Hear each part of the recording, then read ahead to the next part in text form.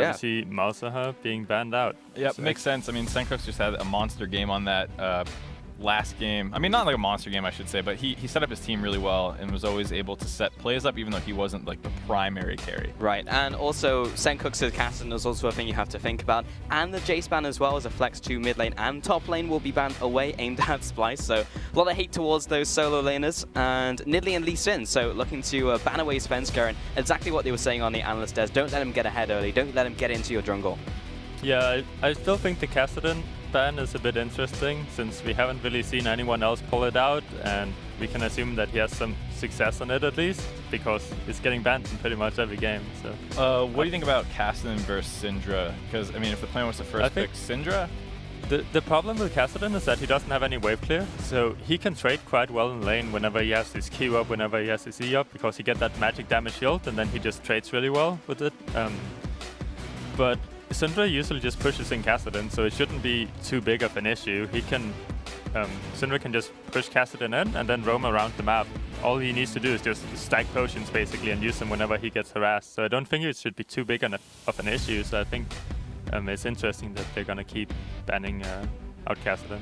Has been a pickup of Karma here, and also the Elise. Karma, of course, can be a flex to the mid lane. I remember you guys were talking just in the green room earlier about like talking about Syndra and like what you can pick into it. Out of the mid laners left available, is there a favorable matchup that not necessarily can beat the Syndra, but will be fine in that matchup? I think since Irelia and Sol is open, that's obviously the champion they should be looking at right now, because he just seems to be very, very, very strong, and he is kind of very easy to use for a team, because what he does in lane is just he walks up to the minions and he just wave clears, and it's really hard to actually counter it because it's so oppressive to play against, and his base damages are just so high, so he can impact the lane a lot with that pick.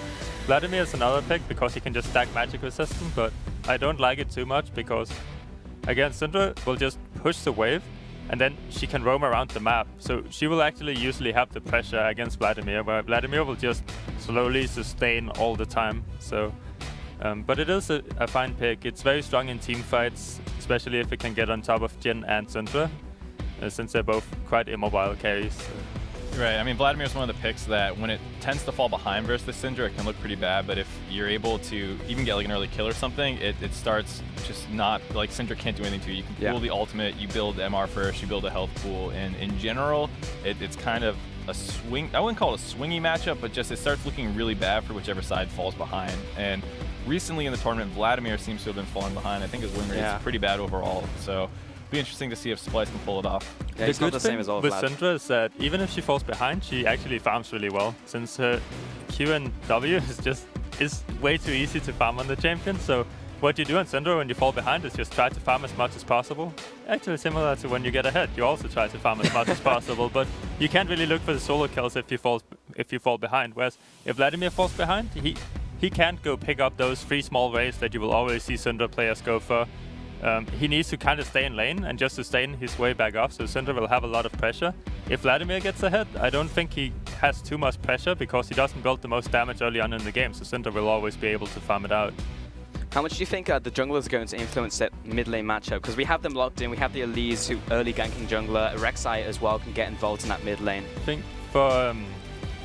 I think Splyce has a better 2v2 in that in this scenario, but I don't think TSM has to play around mid too much. Svenskeren can just donate his blue buffs to Bjergsen, and Bjergsen can just shove up, and they just need to keep some pink wards up on the map because they will have mid lane pressure, and then they should be able to do fine. I think Splyce, if they ever land a Elise Cocoon onto Syndra, it will be very hard for Bjergsen to actually survive that, because he's probably not going to go with cleanse. You want that Ghost versus Vladimir. So we have the full composition locked in from TSM now. The Gnar, of course, will go into the top lane. Taking this composition as a whole, how do you feel about it, Mark? I actually like it a lot. It's kind of the style that TSM has been playing, a little bit more pick-oriented. So you have the Jhin to CC some people, as well as the Syndra. The RekSai, I mean, they need some kind of front line. The Gnar as well works with it. I think overall it's pretty balanced. And it's just about how they're going to play the early game, because it's been a little bit snowbally in terms of like when one team falls behind, they start struggling a lot.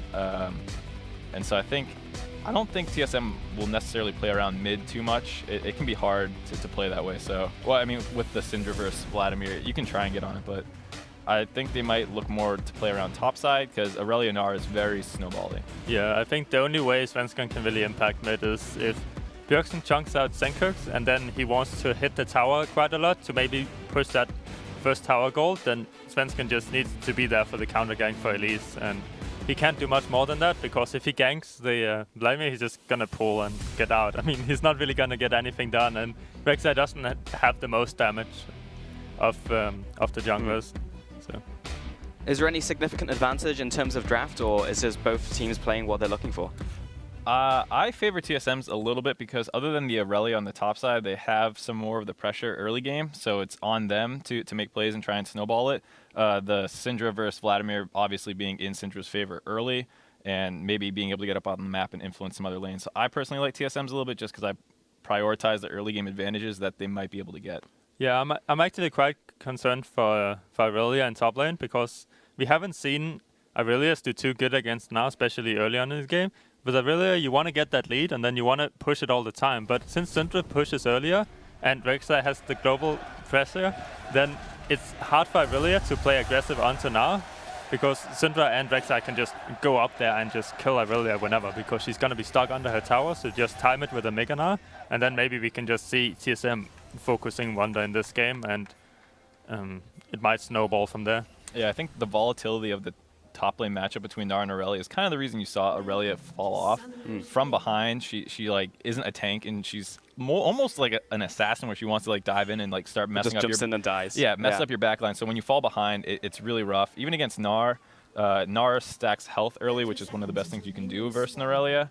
So it's even that matchup, even though it is favored towards Irelia, if the Gnar gets ahead, it starts looking kind of mediocre for her as well. It's not one of the things that she's always in control of the matchup the way you see like a Gnar Poppy, where like usually Gnar is always going to have pressure in that matchup. Just in terms of a wider question coming into this game, of course, Splyce just came with a win. Bjergsen didn't do so hard earlier into the day. Do you think these two teams will play differently, at least in the early phase of the game, considering Splyce's momentum and TSM maybe not playing the same style that they usually do?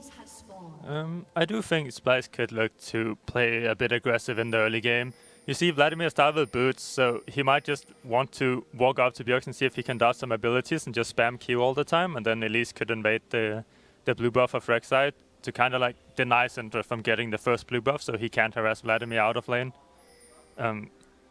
Besides that, I think that Splyce has a combo where they just need to hit like small power spikes, like Irelia getting Jhin, Vladimir getting some magic resistance, and then Ezreal getting the tier. They have small things like that they need to hit, where for TSM they don't really have any power spikes like that early on. Where TSM, they can just play, like they can base whenever they really want to, and then just pressure Splyce. So if TSM plays really well around base timings, then I think they can get a lead. The other thing I like about putting Bjergsen back on the Syndra as opposed to the Zilean is like, one, it's a little bit more of an individual playmaker, and it's a little bit simpler in terms of how it plays with regards to your teammates, and by itself it's a lot more of a lane bully champion, so you control the pace of it, and then you don't need to worry about like, oh no, I got Karma shielded at the wrong time and now my ult didn't proc. Like those like synergy issues don't really exist with Syndra. It's like I hit a stun follow up, stuff like that. You can already see the boots paying off for Sencux. He's dodging a lot of Bjergsen's W's and Qs, which is quite difficult to do, so he doesn't even have to spam his potions early on. He can just play a bit aggressive. How is that going to affect the next couple levels? Because he's still getting shoved in, but does it mean he can just stay in lane longer? I mean, the only difference is that if Bjergsen gets pressured a bit more, he can't CS that effectively, as you already see that Sencux is going to get a CS lead if he last hits correctly, and he missed the cannon. But cast a curse. Rip. But yeah, I mean, that's how you're supposed to get the lead. Right now he has free CS advantage, and hopefully he's not going to push this too fast and just let it slow push back to Bjergsen. Then he's going to lose a few more CS, and then maybe he can get a base in for some magic resistance. Bjergsen has a pretty good base on Syndra. I think picking up the second one string against Vladimir is really good because it pressures him a lot more, and you are allowing yourself to put out a lot more abilities. You usually see in some other matchups that Syndra just farms to 900 gold, and then she buys last chapter, and then she plays aggressive after that. But now he can play aggressive all the time, combined with that second blue buff. So that's what I'm going to be interested in, because Bjergsen often likes to stall the lane out like in front of his turret and make his enemies exposed, and with the blue buff you often look more to just push and constantly shove. So I'm interested to see how Bjergsen decides to play this matchup. So the way he's going to... Ooh, he interrupted his recall. Yeah, that's a really good interrupt, because now Sencux can base and get early magic resistance, so Bjergsen is gonna out-pressure Sencux quite heavily. Besides that, I mean, if Sencux actually got that base off, he would have a really good start going into this game. He didn't get denied any CS in the early game. But yeah, Bjergsen is just spamming his abilities. I don't like that too much, because Svenskeren is not like in a position to actually invade the enemy jungle. They're not in position to dive anywhere. So Bjergsen is just looking to get vision in, and he actually placed his ward quite defensively at the raid camp. But if Bjergsen had pushed this slower, then... they're fighting with Elise and RekSai. Yeah, Svenskeren bumped into Trashy in the jungle and just less of a fight, and Trashy just killing him, yeah. But Trashy has been caught now that he like overextended into the river, and Bjergsen was able to roam down.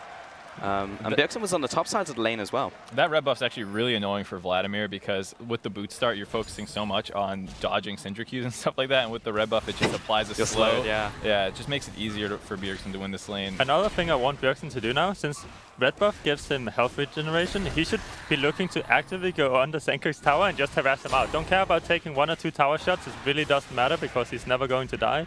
He knows where Trashy is going to be, because she just died. So if he tanks a few tower hits, it's not going to matter because of the red buff health regeneration.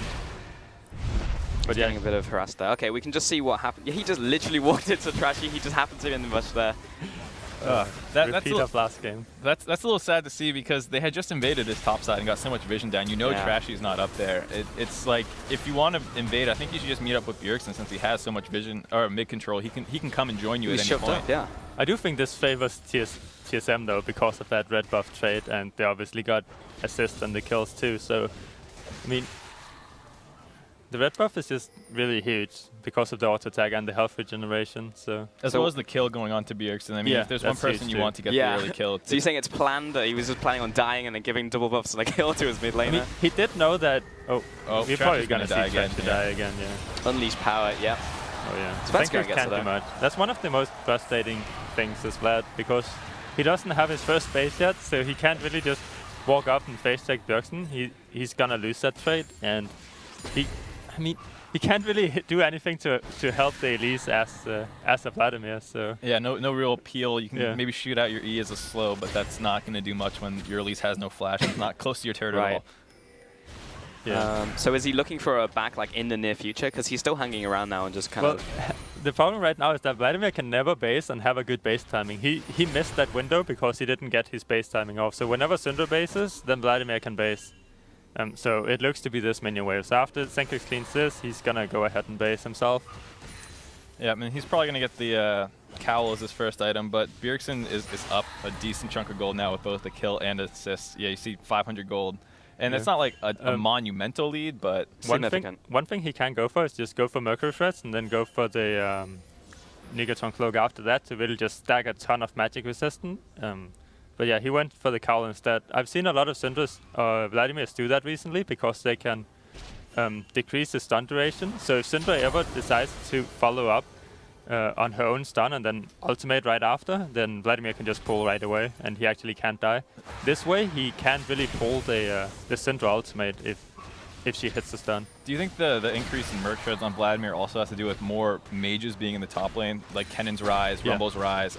I think the double merc shreds, because those both also bring magic damage, it helps a lot. Yeah, I think merc shreds would be really good this game, because they have the Jhin snare, even just the slows from the ultimate and the traps. They have the Braum stun, even exhaust. They have Gnar. Like Gnar has his stuns too, so I think merc shreds would be really good. And Sencux, how he played the early laning phase, he looked really confident in just dodging out Bjergsen's abilities. So I would have liked to see that, just to give a bit more mobility and maybe see if he could follow the Syndra roams a bit more whenever they're coming. That'll probably happen soon as well. I do have a quick question from Twitter coming in from Jose Ernesto CS, who says, why Flash Ghost instead of Flash Ignite or Flash TP? And that's the same for both mid laners. I mean, for Vladimir, you want to stay on top of the enemy champions for as long as possible. That's how you kill them. If you take Ignite, you can't really stay on top of them. So it's just really simple. You go Ghost to just be able to get to the backline. For Syndra, it's kind of the opposite, where it can work in both ways. But if Vladimir runs at you, you kind of want to run away. If you Ignite him, it's not really going to help you survive. And you can put out a lot more damage. both whenever you have disengaged successfully from Vladimir running at you, you can also more quickly rejoin the fight afterwards. So it just gives a lot more teamfight presence to go for the Ghost. If you go Ignite, it's mostly for lane, and it's if you play against a champion that has some kind of spell wham or like way to sustain themselves, which is like obviously Vladimir has that, but he's gonna stack magic resistance, so you're never really gonna kill him.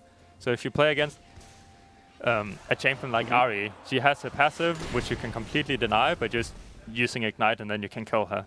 Gotcha. So it's more if it's assassin-like matchups, then Ignite is more common than Ghost. Yeah, and TP, I mean, neither of them benefit a ton from it. Neither of them are like TP playmaking champions, really. And then, I mean, Vladimir maybe a little bit, but Ghost is just so much more useful for sticking into a fight. And then Syndra, obviously, you're not going to TP flank or anything. And neither of them really need it for lane, where you want to like shove early base, get an early TP in, something like that. You sometimes see that from a Karma or something like that also, but not as much here. I think TP on Vlad is okay in some scenarios. Is if you have a really tough laning phase, like versus Syndra, if you have a tough time getting a good base timing, then having TP is good for helping out with that. And if you have Sivir in the bot lane, which can kind of use her ultimate as a Ghost, then it's okay to go TP and then just not go for the Ghost. But obviously, there's no Sivir in this game, so. So this is kind of what we were talking about, why it's hard for Irelia when your mid is going to be down pressure, because they're just so free to roam up like this anytime they want. Now that Wunder has no flash, this is going to be such an easy kill for them to pick up. Yeah, second time Bjergsen's come top lane. This time actually results in a kill, and that will again go to Svenskeren. In an ideal world, is it better for it to go onto Svenskeren or one of the solo laners? Obviously, the solo laners. I mean, RekSai don't really benefit from a bunch of gold. He's already quite fed right now, so. The only time I'd ever be kind of okay with it is if he's like your one frontliner, and it's like you get him a couple early kills, he can kind of become this unkillable mess. But they have a Gnar, they have a Braum, they have two people who really want to snowball in Syndra, and Gnar can take over a game. So I think it'd be much better, obviously, to get on the solo laners there. But don't be too greedy. Yeah, I think it's good that they got the kill. I think it's good that Bjergsen didn't waste his ultimate trying to get the kill, because it was 100% secured. So that's some small things there. And Sencux has his Spirit Visage, but I don't think he's going to be able to do a lot in the lane before he gets some more levels. He needs some levels so his E starts doing a bunch of damage, and that's when he can start pressuring the Syndra. Right now I think Bjergsen is a bit too fed, and he's just going to keep shoving up the lane, and then I think he's just going to keep roaming top, because it's such a free kill every single time, and then they can maybe get the first tower, or they can get Rift Herald. I think the Rift is actually really strong in I think that'd be game. super good. It's always hard to get Rift Herald because just how long it takes to kill, and the fact that your dual lane's usually on the bot side, so you don't have as much ability to tank it and deal damage to it. And so it's super hard to take, but if you are able to get it, it is one of the best items for snowballing the top matchup, because it lasts so long. So even though it's great, obviously, for trading in general, but the fact that you're always going to have that trade advantage for the next 20 minutes is what makes it so useful. We'll see another roam coming out from Bjergsen. The Ghost popped as well. Svenskeren into the bottom lane. Kobbe's safe, but Mikyx, unfortunately, is just a poor Karma. They'll try and buy a little time with Flash, but no, he's dead. I mean, this is why, like, I don't see why Splyce would give Syndra. This is literally what Syndra and RekSai can do. They just, I mean, RekSai can just ultimate across the map wherever Syndra wants to roam to, and they just go pick up a kill with the Syndra ultimate. It's not like what Splyce should be looking to do is fighting off the Syndra, so she has to base, so they have some knowledge of where she's gonna go, because she's just gonna keep on roaming, and Vladimir is not a great roaming champion. Like, if you can make people stick under the tower for bot lane, like Vladimir is really good at diving bot lane, because it's two people and you just get Himo plague onto two people, gives a bit more sustain, right? But he can't do it in this matchup because he's just gonna get out pushed.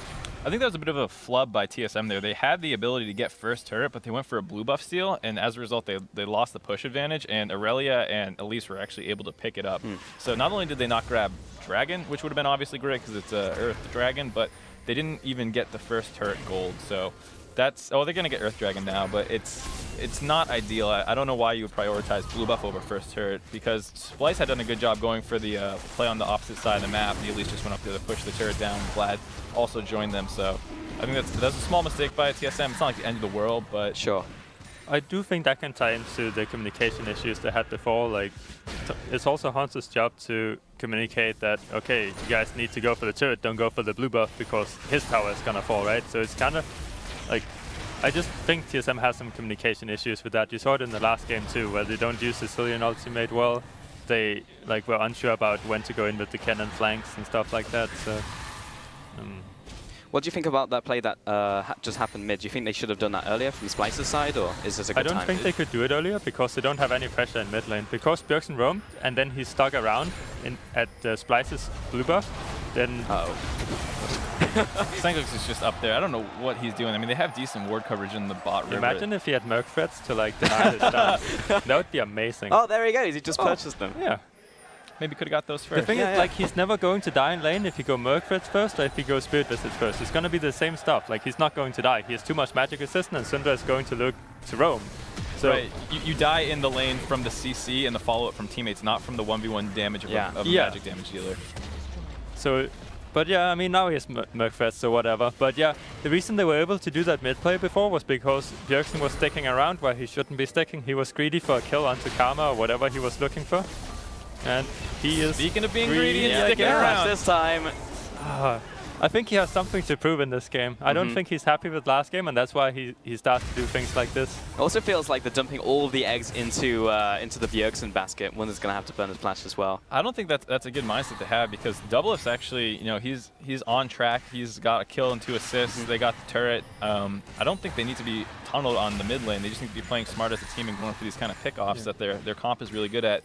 And the other reason that they were able to go for that play mid, just to touch on it one more time, was just because when they went bot side, TSM, to make that play, Splyce went top side and got control up there. And then once they have control, Irelia was finally able to move in that side of the jungle, same with Elise, because before Elise was being held down by Bjergsen's pressure. So now they're able to kind of come from behind and get force that flash out. Also, another reason they were able to come from behind is that Bjergsen was waiting around and trying to get that pick, and something happens again, so I still can't finish that. But you'll get there eventually.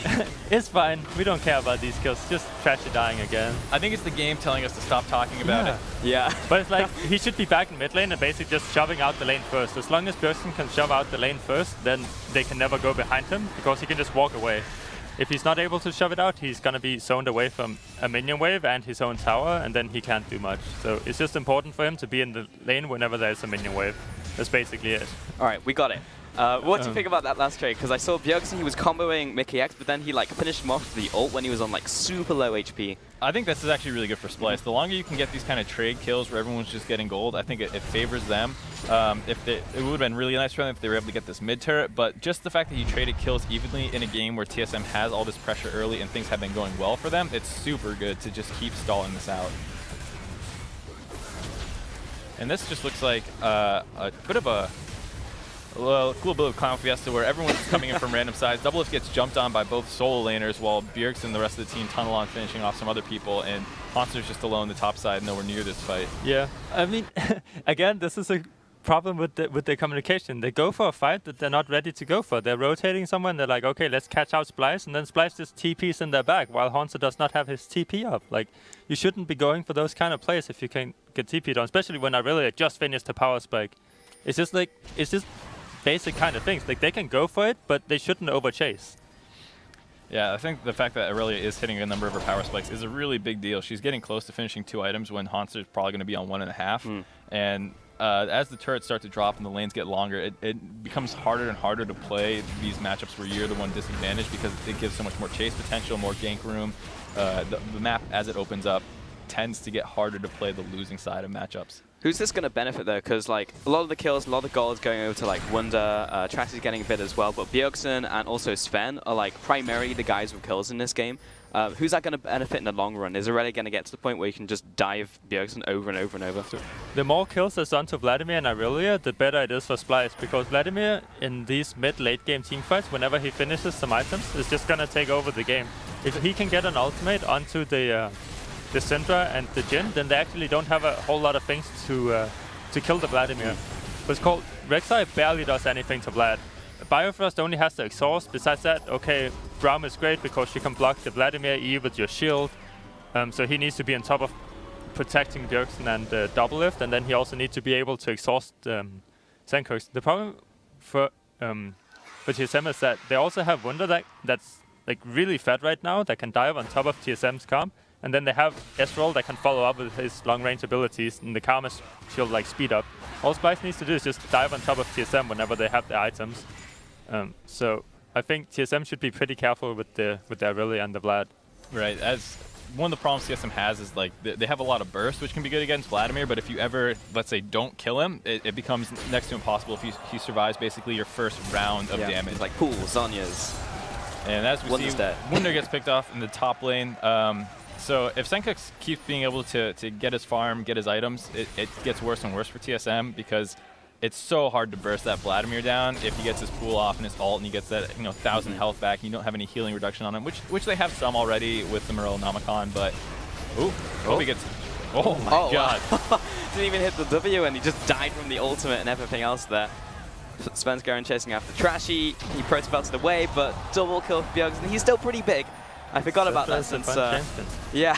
Yeah, I mean, as much as we're talking about how bad it can be for TSM if Splyce, the Vladimir starts getting on track, Bjergsen's already on track. Yeah. And as you can see, he can just delete anyone who gets close to him if they don't have any tank or MR. And I think this is also a problem with Splyce because Trashy keeps getting caught out in this weird position, and then Kobbe gets caught out this time around where he's Ezreal. All he needs to do is sit back and just cue the minion wave ultimate if TSM really pressures it.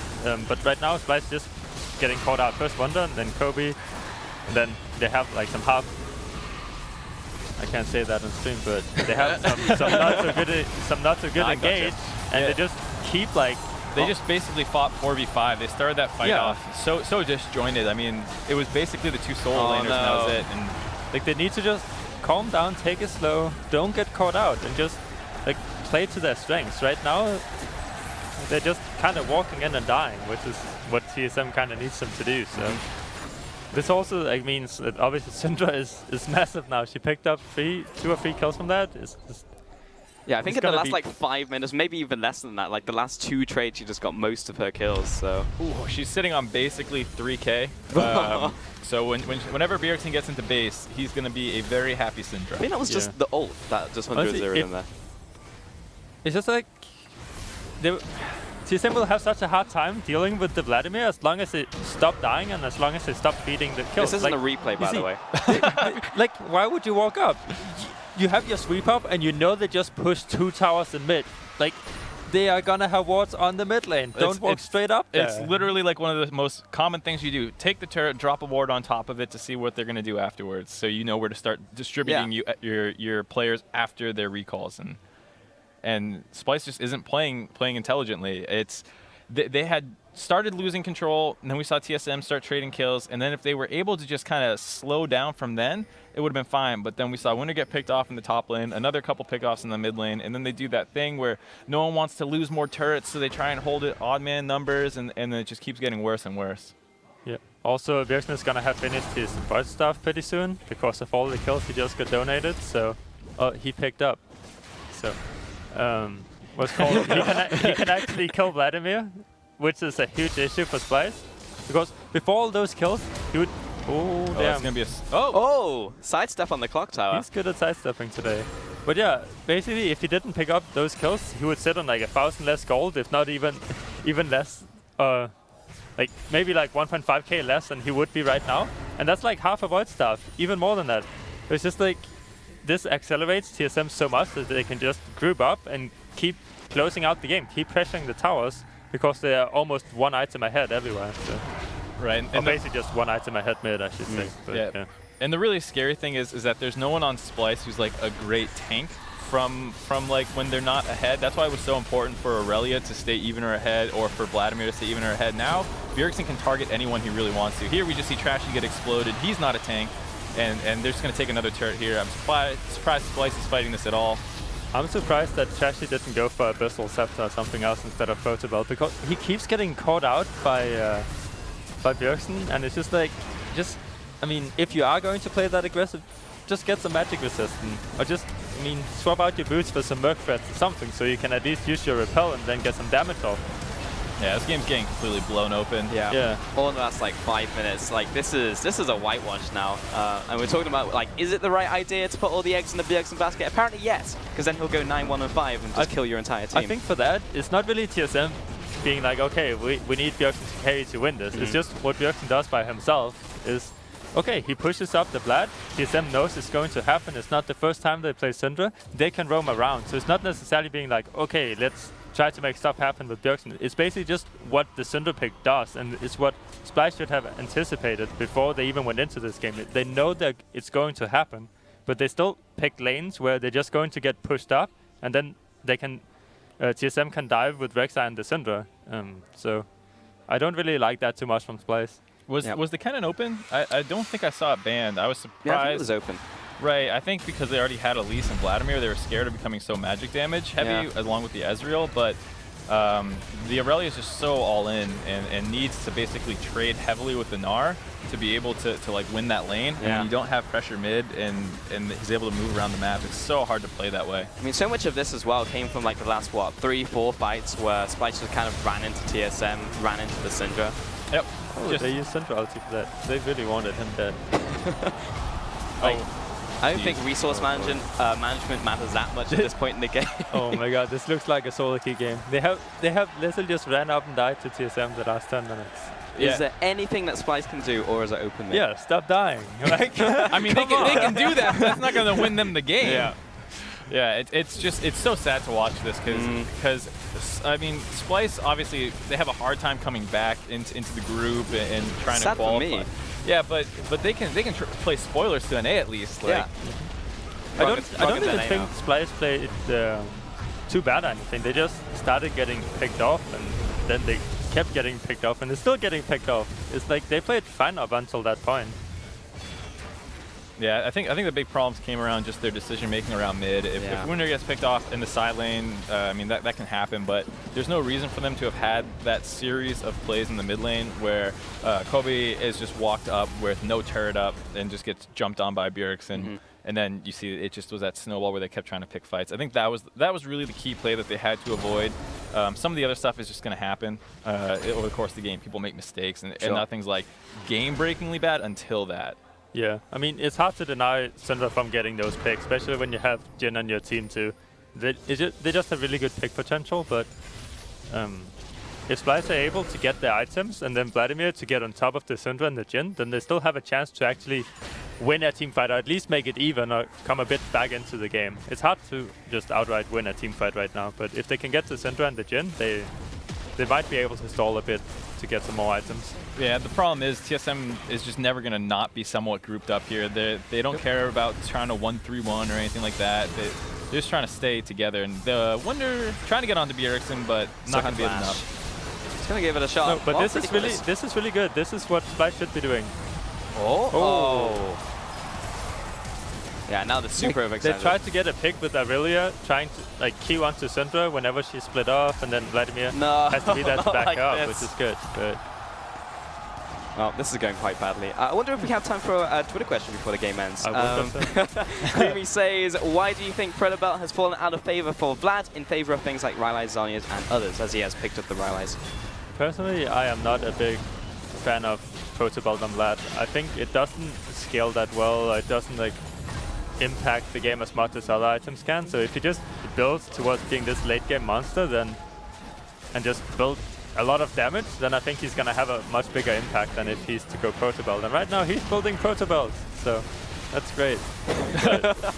I love Tilted. I just don't think it does a lot on Vlad. Like if Vlad is on top of someone, they're going to die if he just builds regular damage items that scale into mid-late game. Like if he builds Rylai's, if he builds even another Abyssal Scepter is really good against Syndra because she doesn't have any magic resistance, so he's gonna deal a bunch of damage to her. Just anything that deals damage is really good on Vlad. And Protobelt is not really a heavy AP item. It's just like an extra boost of burst of damage. Right. I was always more on the no Protobelt train. If you're gonna go Ghost Flash and you're Vladimir, you don't really have a trouble getting into the fight. It's about how you play the fight, and that's why I always prefer the more not defensive options, but the ones that let you stay in a fight longer and impact it more, Zhonya's and those kinds of things that Froggen was talking about. And there we see what happens when a Syndra gets out of control. 13-kill Bjergsen. Oh, That and happens. 5 tears from DoubleLift build. Jeez. From DoubleLift as well. Nice damage from Syndra there. Ooh, boy. What was it, really Froggen? nice. Oh, I can see it from over here. 32K? Yeah, 32K. Okay, what's the next highest? highest? 18K. Yeah, Bjergsen did some work this game.